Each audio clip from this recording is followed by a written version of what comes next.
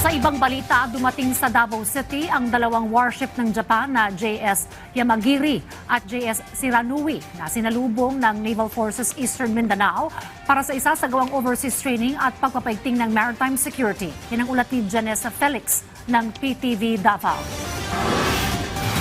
Mainit na sinalubong ng Naval Forces Eastern Mindanao o NFEM ang pagdating ng dalawang barko ng Japan Maritime Self-Defense Force na binubuo ng JS Yamagiri at JS Shirano na parehong mga destroyer ships ng Japan sa Port of Davao sa Davao City ngayong araw. Sa pamamagitan nito, inaasahang magpapatuloy ang kooperasyon ng Pilipinas at Japan sa usapin ng maritime security. Kabilang na ang pagtiyak na mananatiling ligtas at maayos ang seguridad sa Indo-Pacific region.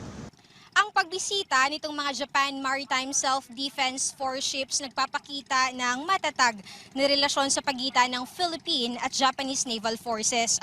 Paraan din ito upang mapag-usapan ang nagpapatuloy na commitment sa regional maritime security at ang pagpapaigting ng defense capabilities ng bansa.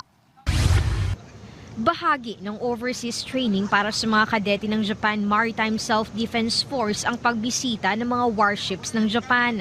Layunin na mapaunlad ang international engagements ng kanilang mga junior officers.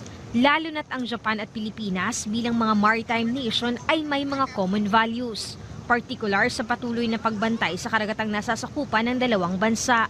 Provides our young officers with essential training and valuable opportunity to deepen friendship with the people of the Philippines. Bahagi rin ito ng mga pinaghahandaan ng Naval Forces Eastern Mindanao. Bago pa man sila nakapasok sa Davao City ay nagsagawa na ng meeting engagement sa karagatang sakop ng lungsod. Kaugnay niyan, mayroon pang isasagawang mga interoperability activities upang higit na mapaunlad at mapatibay ang ugnayan ng dalawang bansa sa pamamagitan ng sustained engagement.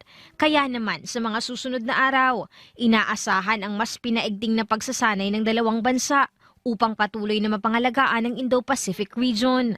Interoperability is na i-enhance natin or na i-strengthen natin through sustained engagement with them.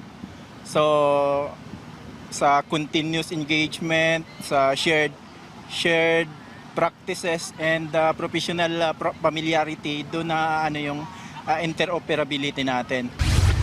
Muling nilinaw ng Naval Forces Eastern Mindanao na ang presensya ng dalawang warships ng Japan sa Davao City ay bahagi lamang ng kanilang overseas training at hindi ito nangangahulugan na may anumang pinaghahandaan ang dalawang bansa. Mula dito sa Davao City, Janessa Felix para sa Pambansang TV sa Bagong Pilipinas.